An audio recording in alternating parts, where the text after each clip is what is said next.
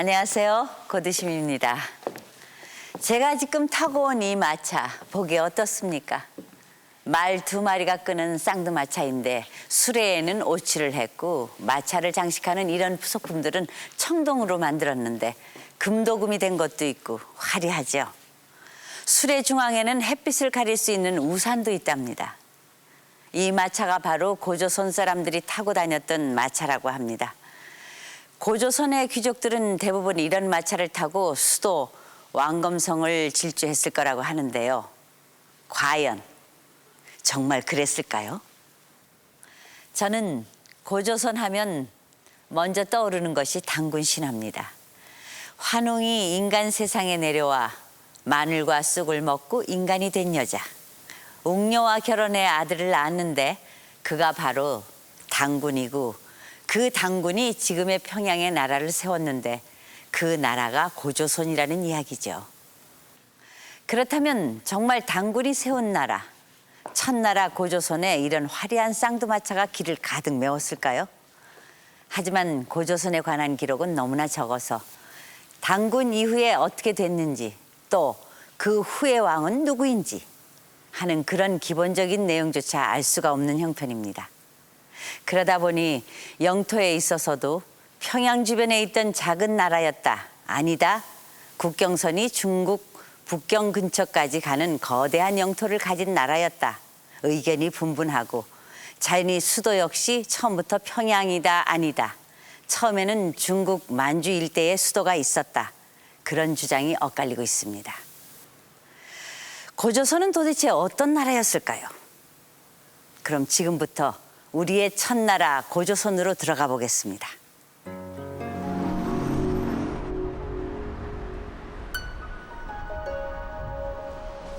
한강변에 위치한 서울 동빙고도. 이곳에는 작은 마을 사당이 있다. 고려시대부터 존속했다고 전해지는 유서 깊은 곳이다. 이 사당은 마을 주민들의 손에 의해 지금도 유지되고 있다. 주민들은 마을의 평안을 바라며 매년 제사를 지내고 있는데 그 기원의 대상은 바로 단군이다. 첫나라 고조선을 건국한 시조 단군왕검. 요순시대를 연 중국의 전설상의 유임금이 존재하던 기원전 2333년 단군왕검은 조선을 국호로 우리나라를 처음으로 개국한 것으로 전해진다.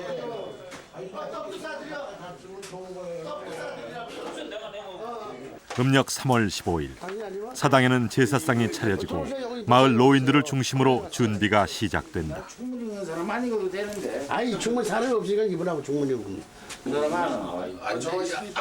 단군에 대한 제사는 본래 정월 초하룻날 지내던 것을 단군 부인의 기일인 음력 3월 15일로 옮겼다고 마을 어른들은 전한다.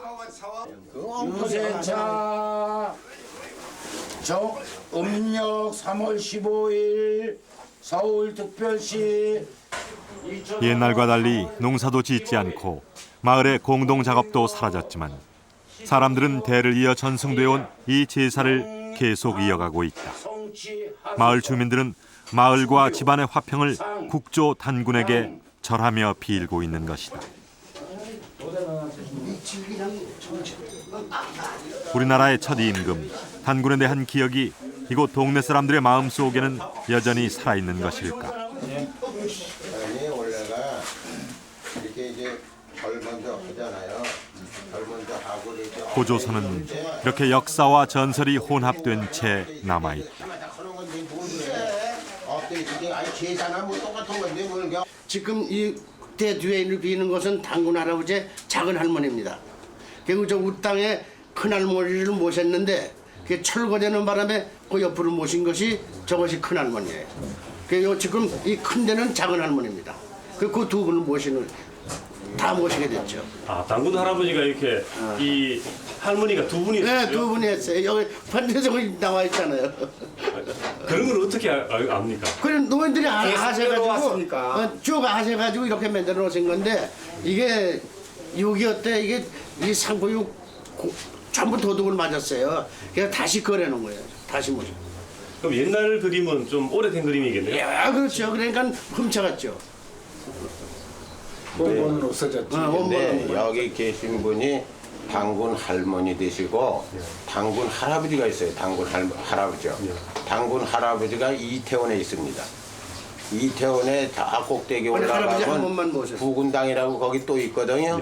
거기가 이제 당군 할아버지가 계시고 여기가 이제 당군 할머니가 계시고 이래가지고서 이제 그 짝에서도 당군 제를 지내고 여기도 당군 제를 지내고 이렇게 되는 겁니다.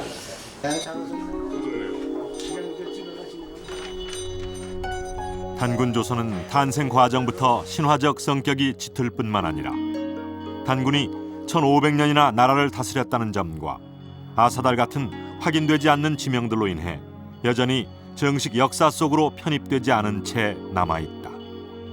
그런데 이 중에서 오늘날까지 전해지는 구체적인 지명 하나가 있다. 바로 단군 왕검이 도읍으로 정했다는 서경, 즉 평양이다.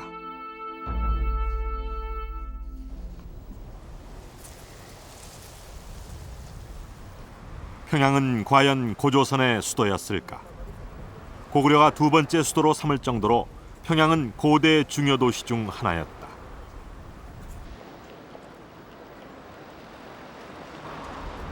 또한 대동강 일대의 전승과 출토된 유물들은 이곳이 한때 고조선 수도였음을 말해준다. 한편 평양시 대박산 기슭에는 북한 학계가 당군능을 발굴한 후 고구려 양식으로 만든 거대한 왕릉이 있다. 남한 학계는 단군능으로 알려진 무덤의 발굴 결과 출토 유물이 고구려시기의 것으로 나타나 단군과 관계가 없는 무덤이었음이 밝혀졌다고 생각한다. 하지만 북한 학계는 무덤의 주인공은 바로 신화의 인물 단군이라고 주장한다. 무덤에서 출토되어 복원된 이 인골이 단군의 실제 유해라는 것이다.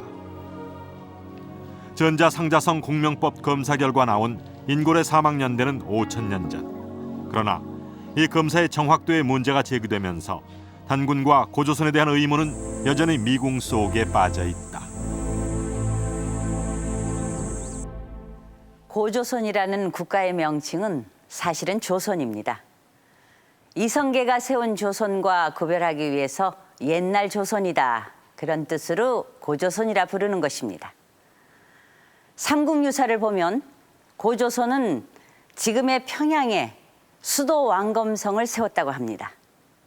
더욱이 평양 일대에서는 수많은 고조선의 유물이 쏟아져 나오고 있기 때문에 평양이 고조선의 수도였음은 분명한 사실입니다. 그러나 고조선의 수도가 한반도를 벗어난 다른 곳에 있었을 것이다라는 추정도 만만치 않습니다. 지금도 학계에서는 그 문제로 논란이 일고 있습니다. 그런 문제를 품게 한 결정적 단서가 바로 이 비파형 동검입니다. 옛날 악기인 비파를 닮았다고 해서 비파형 동검이라고 부르는데요. 이 동검이 출토되는 지역이 바로 고조선의 영토다, 이렇게 말하는 학자들이 많습니다. 이 비파형 동검은 한반도에서뿐 아니라 중국 만주 일대에서도 출토되는데 문제는 수도 평양에서보다 중국의 만주에서 더 많이 나온다는 점입니다. 이 비파형 동검이 처음 사용된 것은 대체로 기원전 8세기경. 그렇다면 혹시 그때 고조선의 수도는 평양이 아닌 중국 만주 일대에 있었던 것은 아닐까요? 비파형 동검이 출토된 지역으로 가보겠습니다.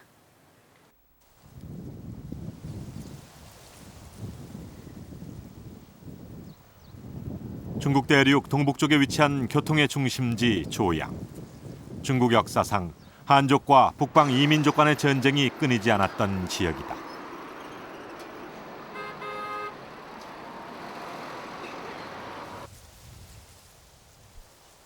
조양 일대에서 비파형 동검이 발굴된 곳은 모두 60여 곳. 그중에서도 관심을 모은 것이 12대 영자 유적이다. 12대 영자 유적은 발굴 결과 기원전 8세기경 청동기 유적으로 확인됐다. 그런데 다양한 청동 장식 유적들과 함께 고조선 대표 유물 비파형 동검이 발굴됐다. 이 비파형 동검이 결국은 요동으로 확산되고 1차적으로는 요동으로 확산된 것이 이어서 길림과 한반도 북부 지역으로 확산되고 이러한 과정들을 거친 다음에 나중에 여러 가지 문화적인 중간 계획을 거쳐서 세형 동검 문화로 확대 발전됩니다. 그래서 그런 의미에서 우리가 고조선 내지는 고조선 문화를 얘기할 때 유독 비파형 동검에 대해서 관심을 많이 기울이게 되는 것입니다.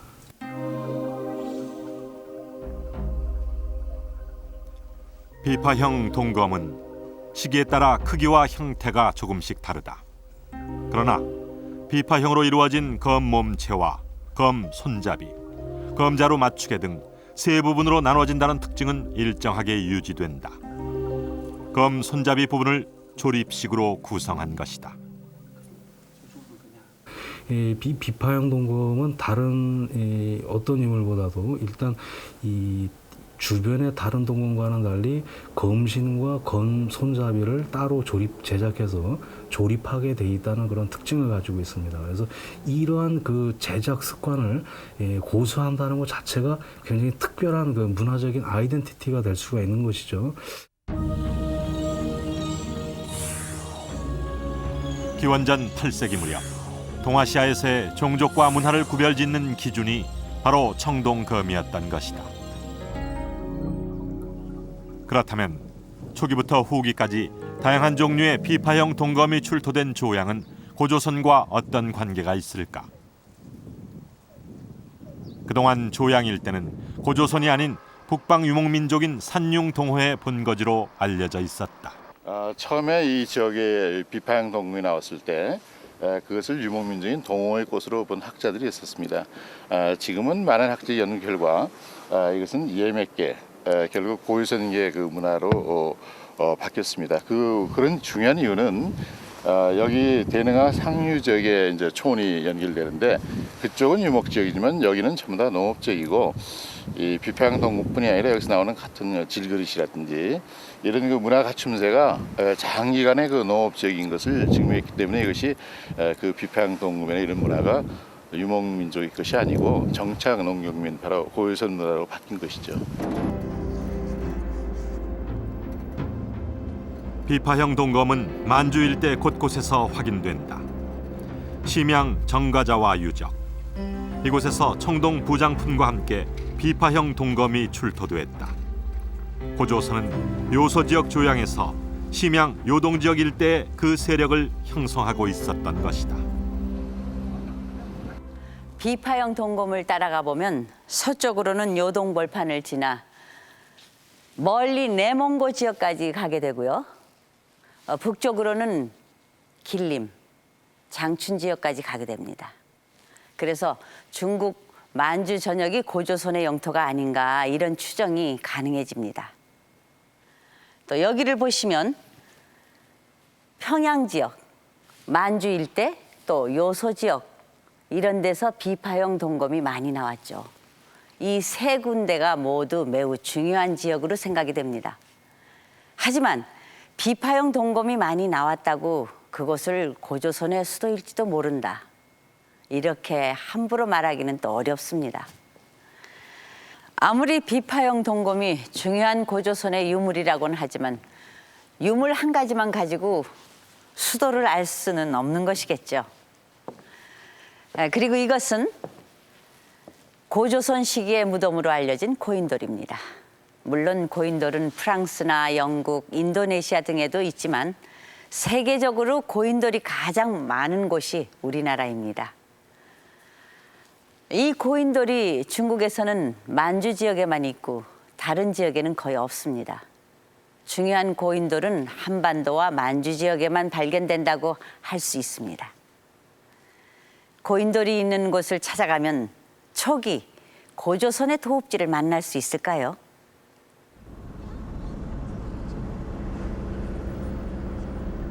세계문화유산으로 지정된 강화도 지역의 고인돌.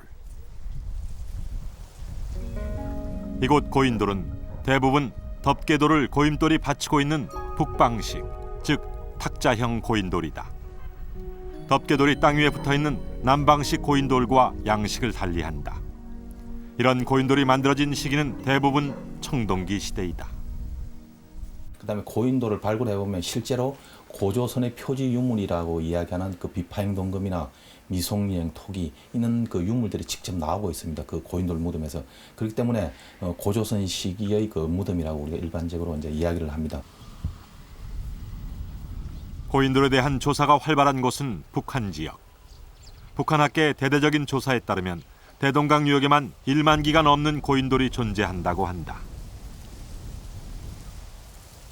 특히 이런 고인돌에서 다양한 종류의 청동기 부장품이 발굴돼 고조선을 이해하는 중요한 자료가 되고 있다.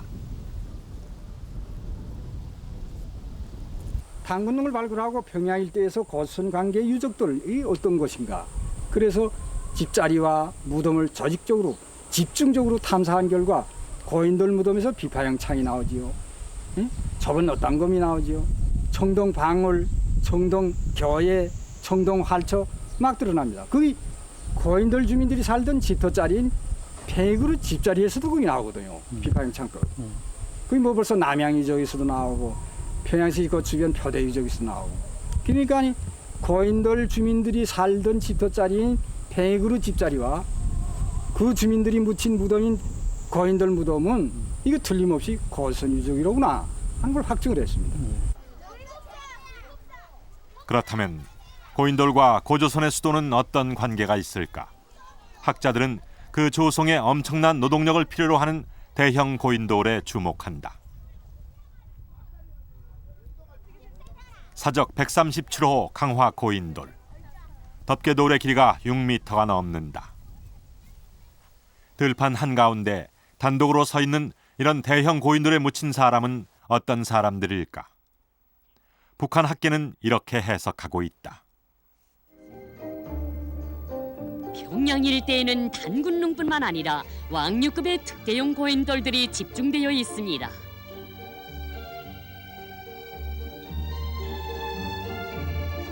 뚝공돌 한 개의 무게만 해도 80톤 내지 120톤. 이런 류형의 무덤들은 고대 사회에서 권력과 재부를 독차지한 권력자들의 무덤이었습니다.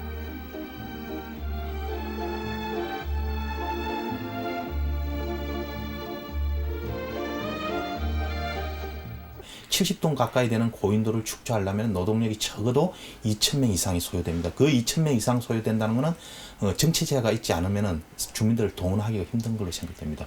마찬가지로 그 은율 간산리 고인돌도 전체적으로 볼 때 한 1,500명 내지 2,000명이 동원되어야만 축조가 가능합니다. 그래서 북한 학계에서는 은율 간산리 고인돌을 고조선의 왕의 무덤이라고까지도 이야기하고 있습니다. 한반도에서 최대 크기를 자랑하는 관산리 고인돌이 위치한 곳은 역시 대동강 유역. 북한 학계는 이를 근거로 평양은 고조선의 수도일 뿐 아니라 청동기를 발전시킨 인류 문명의 발상지라고 주장하고 있다. 고인돌의 그 축조된 시기 문제나 고인돌의 규모 면에서 볼 때요, 대동강 유역보다는 요동반도의 남단 쪽이 더 그 초기의 성격이 강합니다. 실제로 그 요동반도의 남단에서 발굴된 고인돌에서 출토된 유물들을 보면은요, 비파행 동금과 같은 청동기가 나온다든지 또 고인돌에서 많은 노동력이 소요되기 때문에 그 축조의 그 규모로 볼 때 대동강 유역보다는 요동반도로 생각됩니다. 요동반도에서 고인돌이 있다는 계주 석붕산으로 향했다. 중국말로 석붕은 바로 고인돌을 가리키는데 석붕산 고인돌은 낮은 구릉의 정상부에 위치하고 있었다.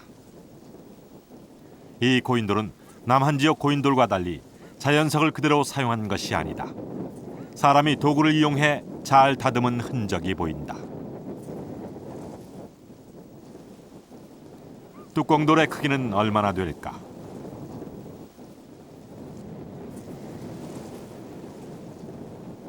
확인 결과 뚜껑돌의 길이는 8.6m, 폭이 5.6m. 요동반도와 한반도 전체를 통틀어 가장 정교하고 거대한 고인돌이다. 뚜껑돌을 받치고 있는 기둥 또한 내부에 재단이 들어갈 정도로 크고 잘 다듬은 돌을 사용하고 있어 마치 하나의 석조 건축물을 보는 듯하다.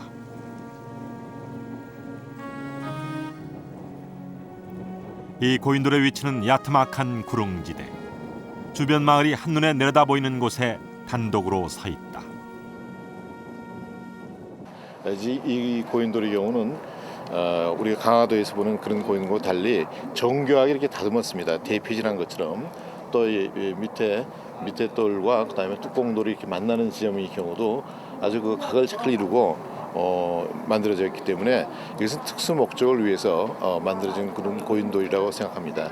그래서 이런 것은 대개 제사나 또 일종의 신전적인 기능을 하는 그런 그 고인돌이기 때문에 이렇게 정교하게 다듬어서 만든 것 같습니다.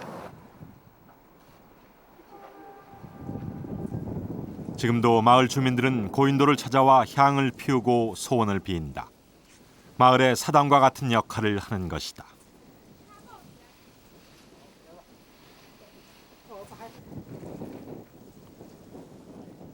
고인돌 내부에는 어떤 시설을 한 흔적이 보이고 벽면에는 잦은 탁본으로 새카맣게 변한 상형 문자가 있다. 중국 갑골 문자와 비슷하나 같은 글자가 없어 정확한 뜻은 확인할 길이 없다. 다만 제사 의식과 관계된 것이 아닐까 추측된다. 후대에 누군가 그려넣지 않았다면 이것은 고조선 최초의 문자일 가능성이 높다. 고대 상형 문자까지 새겨진 대형 고인돌. 이 고인돌은 고조선의 정치 권력의 실체를 보여주는 중요한 유물인 셈이다. 개주뿐만이 아니다. 차로 50분 거리에 위치한 해성시에서도 대형 고인돌이 있다. 주변 마을과 평야 지역을 내려다보는 위치에 고인돌은 자리 잡고 있다. 웅장한 모습에 축조 기술까지 뛰어나 요령 지역에서 손꼽히는 고인돌이다. 이 고인돌 역시 자연서 그대로 사용하지 않고 화강암의 표면을 가공해 매끈한 모습이다. 개주와 해성 일대는 이외에도 상당수의 대형 고인돌이 분포돼 있다. 고인돌을 통한 그 초기 고조선의 그 정치체는 1차적으로 그 요동 지역이 될 수가 있습니다. 요동 지역 가운데서도 요동반도의 남단을 이야기할 수가 있고요. 그 요동반도의 남단에는 이런 시기의 고인돌과 더불어서 아주 대형 고인돌들이 자리 잡고 있습니다.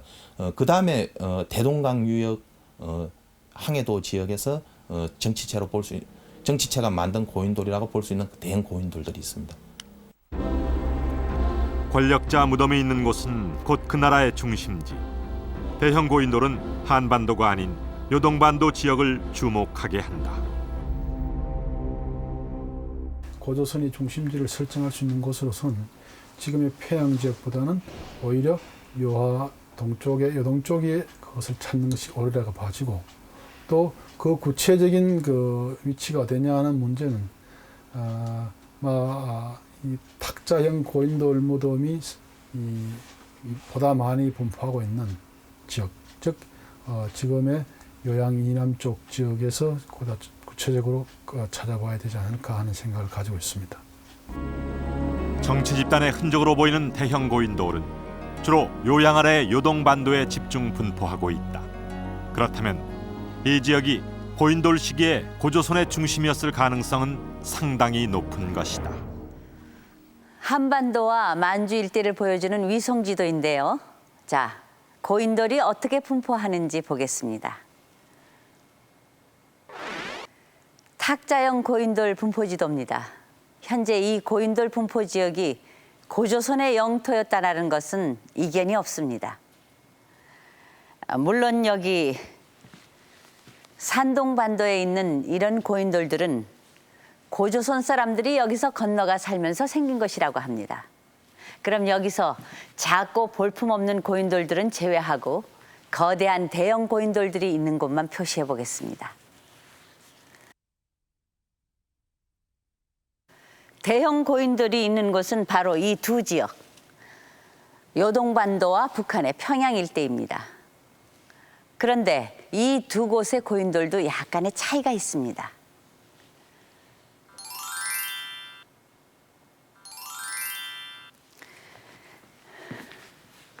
어느 쪽이 더 멋있어 보입니까?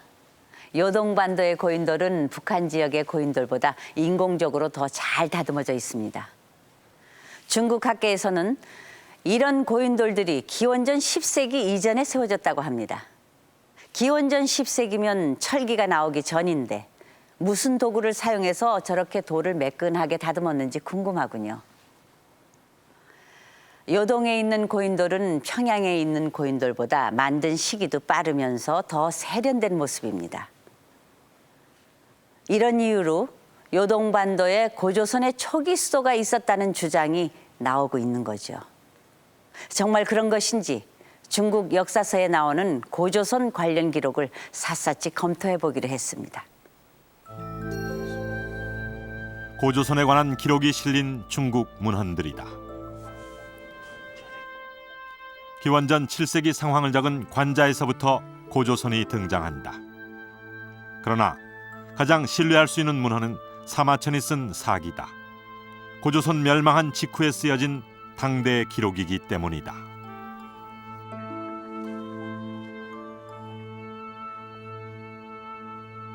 이 고조선 수도가 요동지에 있었던 전승이 중국식 기록이 있습니다.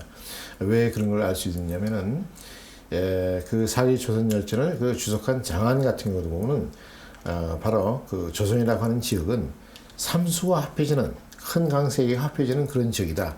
거기서부터 그 명칭이 유래되었다라든지. 근데 오늘날 대동강으로 보면 그런 그 입지 조건이 안 맞습니다. 오늘 요하로 보면은 그런 입지 조건이 맞는데 또 응서의 주석도 보면은 바로 조선왕 옛도읍이라든지 또는 조선왕 만의 도읍이라든지 이런 그 전승들이 있는데 조금 더 시대 후한대 이후로 내려가면은 그런 전승이 이제 중국 측에서 끊긴 모양입니다. 사기에 의하면 요동에는 험도현이라는 곳이 있는데 이곳이 바로 조선왕의 구도읍지, 즉 고조선의 옛 수도라고 한다.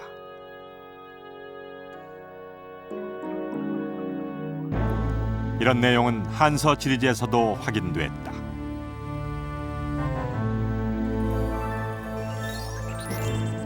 험독. 이것은 평양시기 이전 고조선의 또 다른 수도가 있었던 곳이다. 고조선 수도는 이 험독현 지역 안에 있게 된다. 험독의 위치는 과연 어디였을까? 요하 일대 옛 요동군으로 향했다. 태안시 신계하구. 요하를 건너 바로 서쪽에 위치한 태안시 지역. 이곳은 중국 학자들이 험독이라 추정하는 곳이다.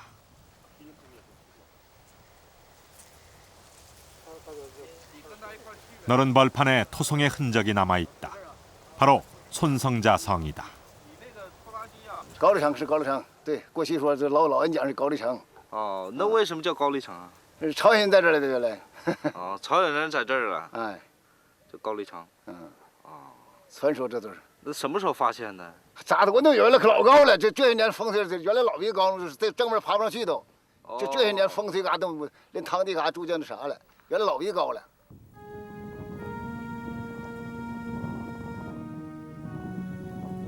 주민들이 고구려성이라 부르는 손성자성. 중국 학계는 험독현의 옛 성 중의 하나로 보고 있다.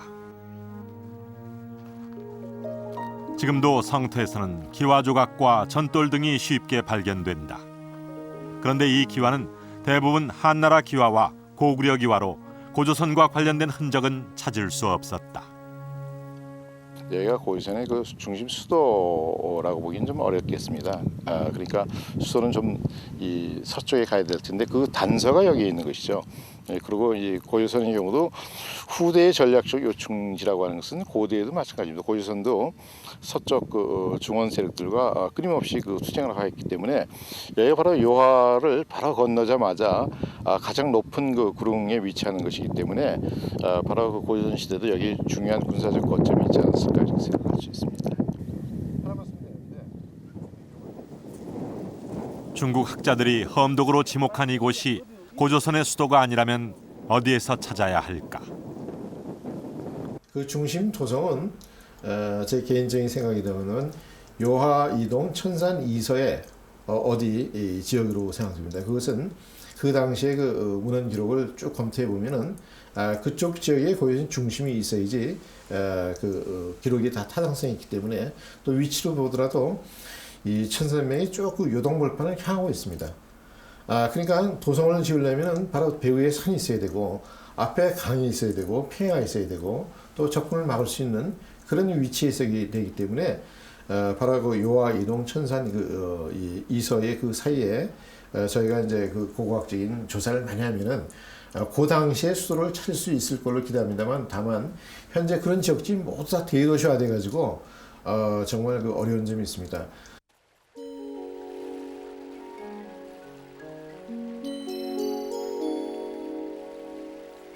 요하를 건너 동쪽으로 펼쳐진 지역. 이곳은 바로 대형 고인돌로 있던 개주 해성 일대다. 북한 학계의 주장에 따르면 부수도, 즉 제2의 도시가 개주시 일대에 있다고 한다.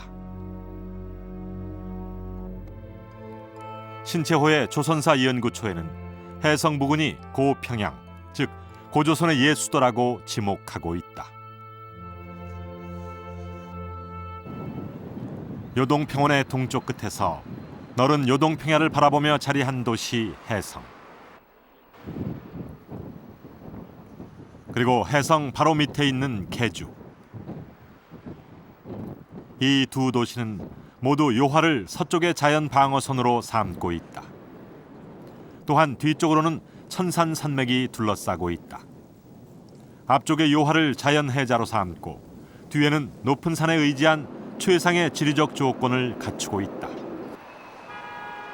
그러나 지금 해성과 개주는 현대적 도시화가 진행돼 이곳이 옛 요동군 험독이었다는 증거는 찾을 길이 없다. 광활한 요동 벌판을 앞에 두고 뒤로 천산산맥의 험준한 지세에 의지한 이곳이 정말 고조선의 수도가 있던 곳일까? 청나라 초기 지리지인 독사 방역이요. 고조선의 수도가 있었다는 험독의 위치를 찾기 위해 다시 중국 문헌을 검토하던 중 이 책에서 또 다른 단서를 찾을 수 있었다.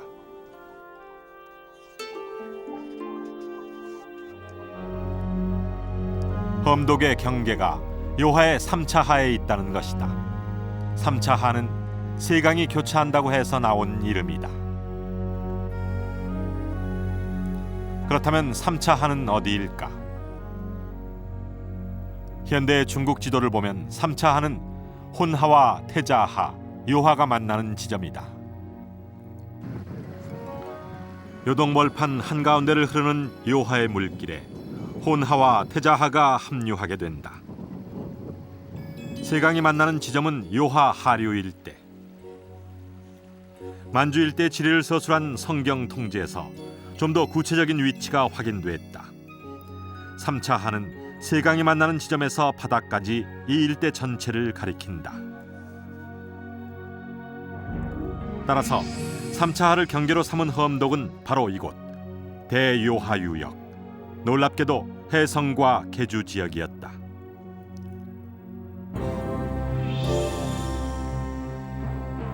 첫나라 고조선. 고조선의 영토는 한반도만이 아니었다. 요동의 개주 해성 일대의 수도를 두고 요동 벌판과 요소 지역까지 지배했던 것이다.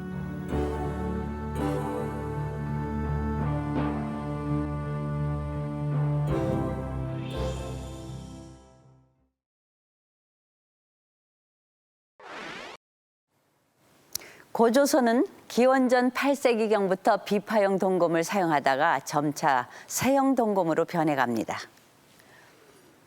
이게 세형 동검인데요.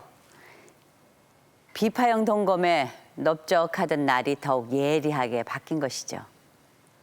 그런데 세형 동검이 주로 출토된 지역은 보시는 것처럼 바로 북한의 평양 일대입니다. 만주 일대에서는 거의 찾아볼 수가 없었습니다.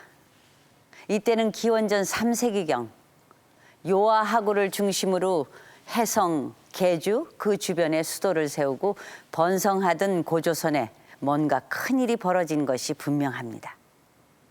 당시 국제 사정은 어떠했는지 살펴봐야겠습니다.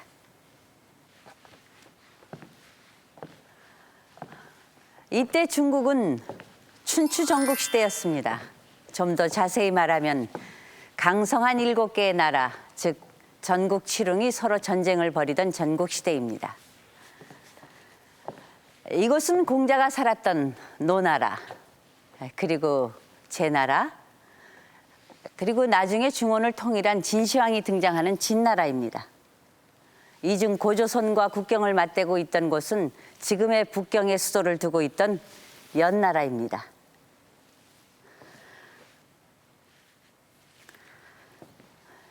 이건 당시의 연나라 유물들인데 이런 청동제기들은 제사를 지낼 때 쓰던 것들이고요.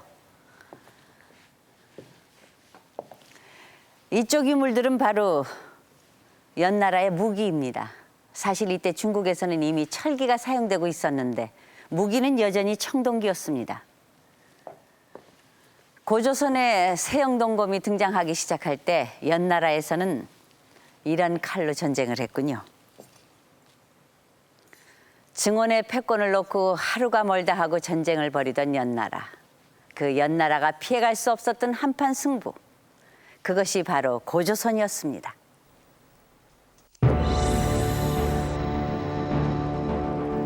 전국 시대인 기원전 4세기 말 중원에는 전운이 감돌았다. 연나라가 전국 7웅 중 하나인 제나라를 진공해 70개 성을 빼앗으며 중원의 강자로 급부상하기 시작한 것이다. 기원전 4세기경에 그 당시 동북아시아 질서를 보면은 중국의 여러 제후국과 마찬가지로 그 조선도 상당히 강했다고 봅니다. 우리 상상을 못할 정도로 강했던 조선이라고 저는 봅니다. 사서히 그렇게 보면은 그 중국 삼국지 동이전 그 한전에 나오는 대로 중국의 이 전국 시대의 5국이 그러니까 조나라, 연나라, 그 제나라, 중산국, 한나라 이 5국이 서로가 상왕을 하니까 조선은 또 왕을 칭했다고 그랬거든요. 당시의 사정은 위략에 자세하게 기록돼 있다. 연나라가 스스로를 왕이라 칭하자 고조선 역시 독자적인 왕국임을 천명한다. 더욱이 이에 그치지 않고 연나라를 침공하려는 계획까지 세웠다. 이 고유선이 처음에는 전국 7웅 연나라보다 좀 더 강성했던 것 같아요. 위락이라는 기록에 보면은 먼저 그 연나라를 치려고 했는데 그 대부례가 말려가지고 치지 않았다 이런 얘기가 있는데 당시 연나라가 전국 7웅 중에서는 5번째나 6번째쯤 되는 나라지만은 실제로 강병 30만을 동원할 수 있는 큰 나라인데 그런 나라가 비등한 그 상태에 있었어요. 고조선이 선제 공격하려 했던 연나라. 기원전 11세기부터 연나라는 수도를 지금의 북경에 두고 있었다. 당시의 연나라 수도 이름은 계성. 지금도 그 성문, 즉 계문자리가 북경에 남아있다. 3000년 전에 이미 대규모 성문을 갖춘 도성이었다. 연나라의 국력은 북경 아래 연하도를 새로 건설하면서 비약적으로 발전하기 시작한다. 그때가 기원전 4세기 말. 연하도는 거대한 외곽성으로 둘러싸여 있는데 비록 흙으로 만든 토성이지만 판축 기법을 사용해 마치 벽돌을 쌓은 것 같이 견고하다.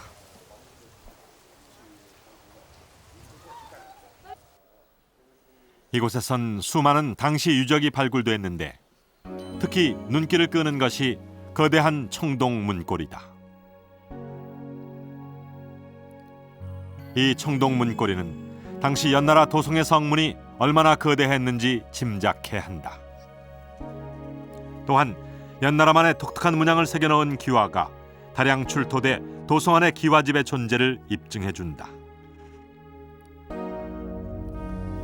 철제 농기구를 바탕으로 생산력이 크게 발전했던 기원전 4세기. 왕위에 오른 연나라 소왕은 드디어 본격적인 고조선에 대한 응징을 계획하게 된다.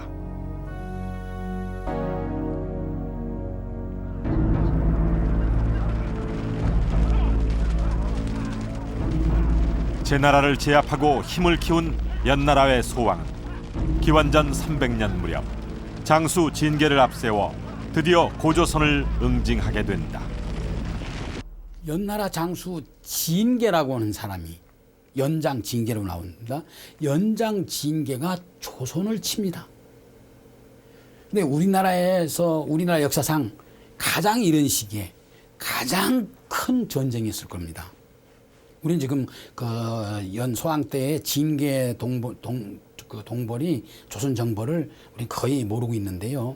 우리 역사상 상당히 중요한 의미를 가지고 있습니다. 연나라 장수 진계가 먼저 택한 상대는 북방의 동호. 역사서는 연나라가 동호를 천리 바깥으로 내몰았다고 전한다. 지금도 그 흔적은 남아있다. 동호와의 1차 전쟁에서 승리한 연나라는 그 자리에 대규모 장성을 쌓게 된다. 그러나 지금은 성벽이라고 보기도 힘든 흙더미와 돌무더기만 희미하게 남아있다. 진계가 동호를 천리 바깥으로 물리쳤다.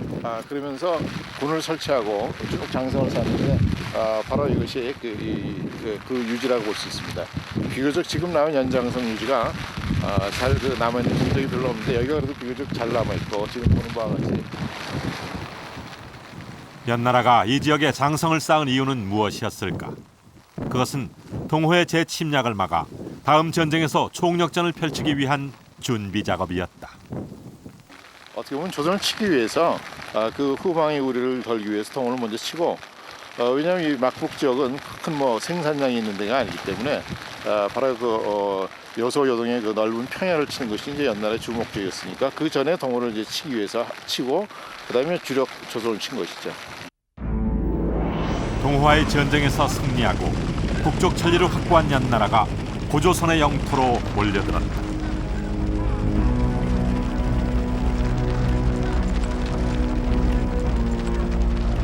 요소 지역과 요동벌판을 침공한 연나라와 이에 맞서는 고조선의 대전쟁이 벌어진 것이다.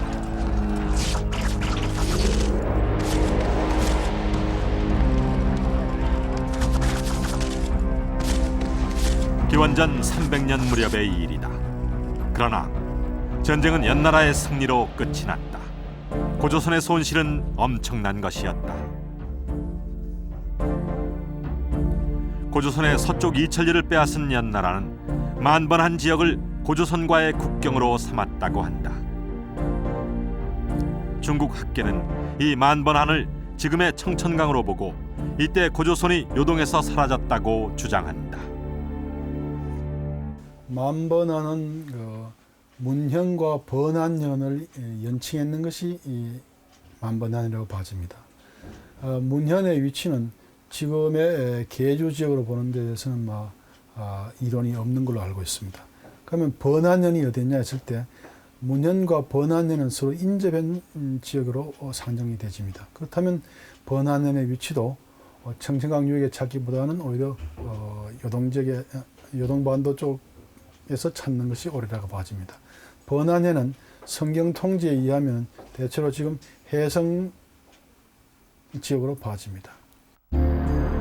기원전 300년 새로 만들어진 국경선 만번한은 검토 결과 요하 동쪽 계주 해성 일대였다. 그 결과 중심지를 요동 지역의 대동강으로 옮겼을 뿐만 아니라 중국 직기록에 보면은 바로 조선이 서쪽 땅 이천리를 잃었다.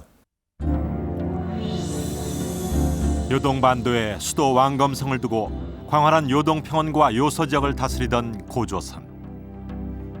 국경이 수도 근처로 좁혀들자 고조선은 한반도 내부 평양 왕검성으로 전도한다. 고조선의 평양 시대가 시작된 것이다. 고조선의 시련은 여기서 끝나지 않았다. 진시황의 장수 몽염이 또다시 요동으로 몰려들었다. 고조선은 또 한 번의 치열한 전투 끝에 진나라의 군대에 밀려 요동 지역을 완전 상실하게 된다.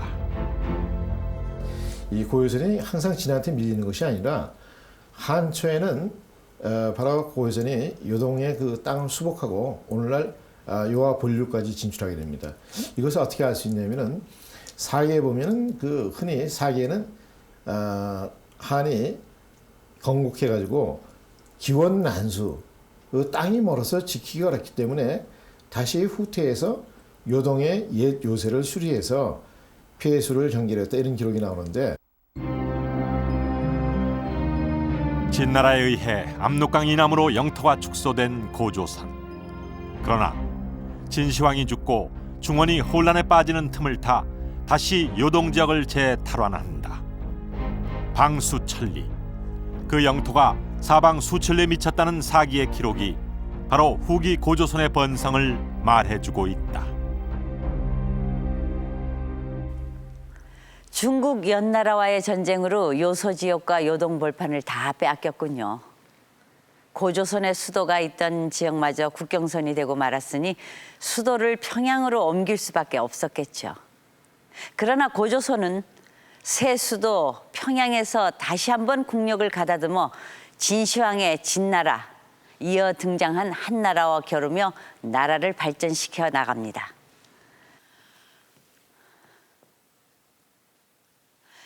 이것은 고조선의 마차입니다.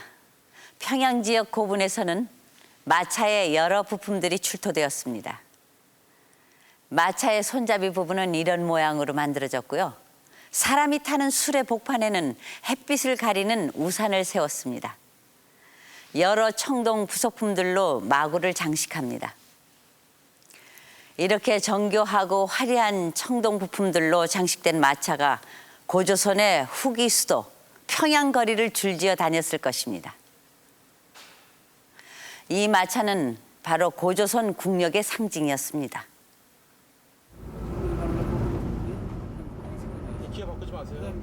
평양 통일거리.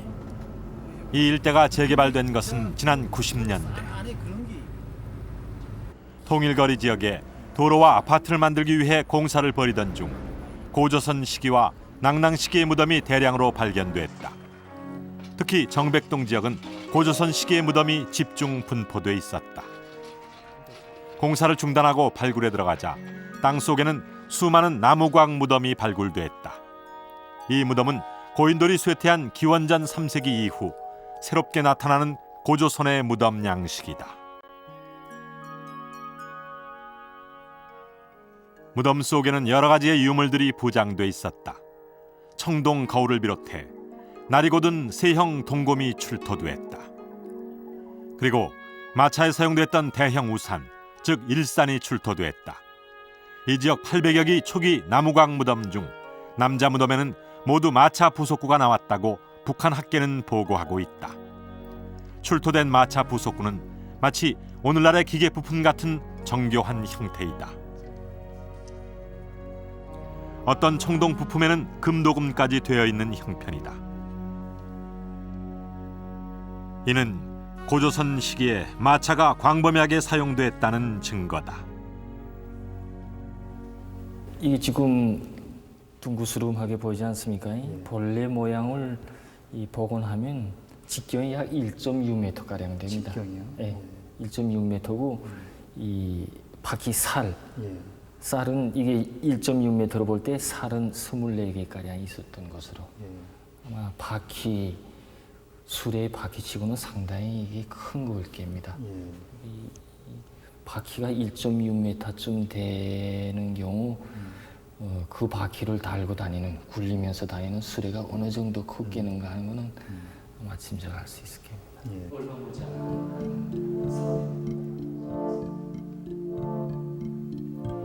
나무로 만들어진 바퀴 몸통과 바퀴살 부속들을 모아 전체 모습을 복원해 보았다.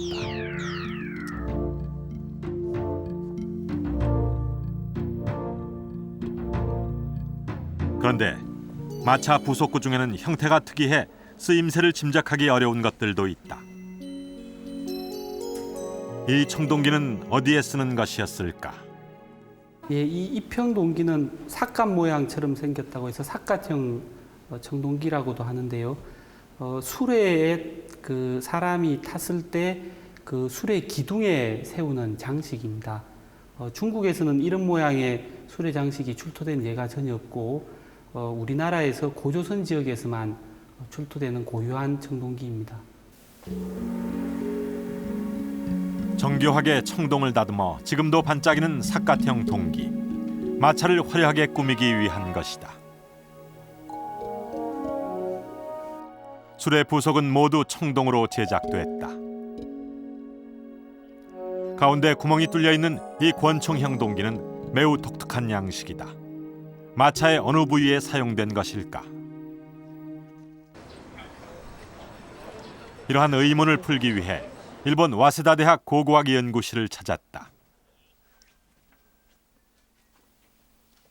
고대 마차에 대한 연구의 권위자 오카우치 교수.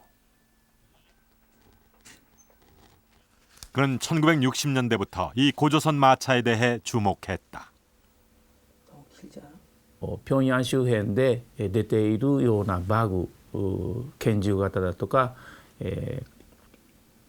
笠頭のその円筒形土器だとか、お辻型と書きますが、オルチヒョンというふうに呼んでいますが、お辻型銅器とかいうふうなものは、残念ながら中国では全然発見できませんでした。これはだから、馬車のアイデアというのはおそらく中国から入りますけれども、この部品を作っていろいろすること自体は、平壌周辺で独自に行ったことだというふうに考えています。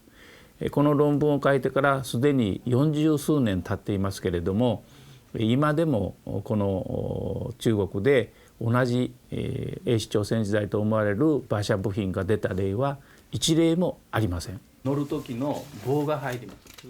오카우치 교수는 고조선에서 독자적으로 만든 청동 부품 권총형 동기의 사용 방법을 자세히 알려주었다. ここにこう木でつないだ跡があります。で元はだからこうつながっているというふうに。そして馬車をこう右へ行く時には右を引っ張る。そうすると2頭とも右を向きます。 당시 말 고삐줄이 지나가면서 다른 흔적이 역력한 권총형 동기. 권총형 동기는 말 고삐줄이 통과해 말의 움직임을 잘 조종하기 위해 고안된 독특한 부속품이었다.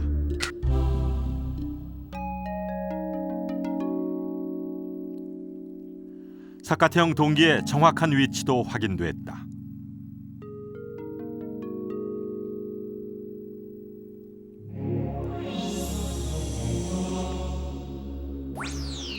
수레의 사방 모서리가 청동기로 장식됐다.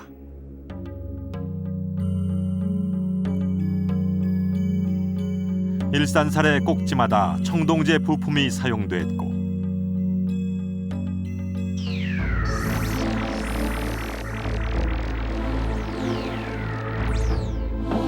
마차마다 말 2마리가 연결됐다.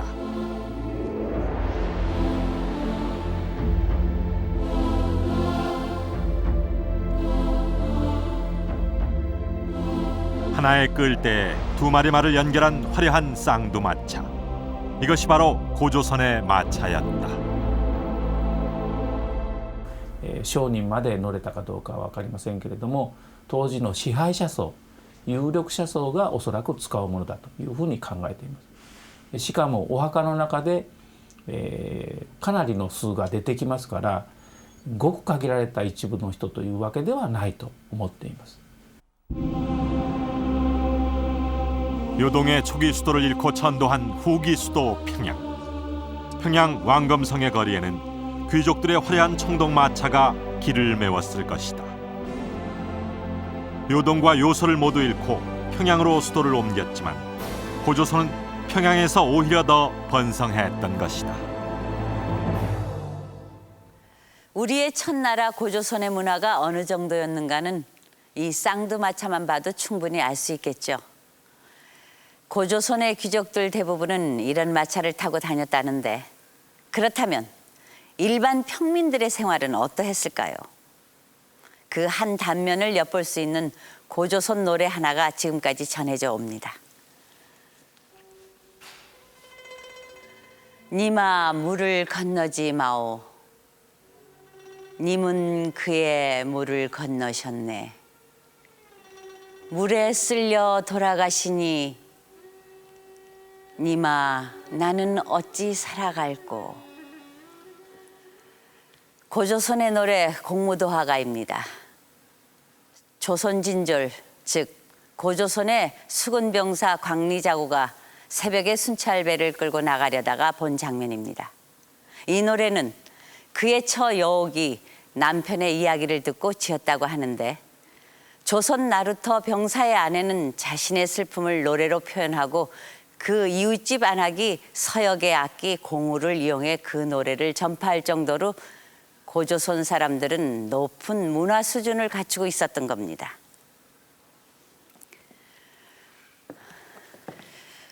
그 나라가 역사에서 사라진 것은 기원전 107년. 한나라 5만 대군의 침공을 받아 1년을 당당하게 맞서며 버텼지만 내분으로 인해 멸망합니다. 그러나 고조선의 멸망은 또 다른 시작을 알리는 신호탄이었습니다. 수많은 고조선 사람들이 한나라의 통치를 피해 한반도 전역에 흩어져서 새로운 국가를 세우기 시작한 거죠. 숱한 종족이 흥망성쇠를 거듭하던 고대 동아시아에서 수백 년에 걸쳐 강성한 국가를 키워냈던 고조선의 저력은 이후 펼쳐진 2000년 우리 역사의 디딤돌이 되었던 것입니다.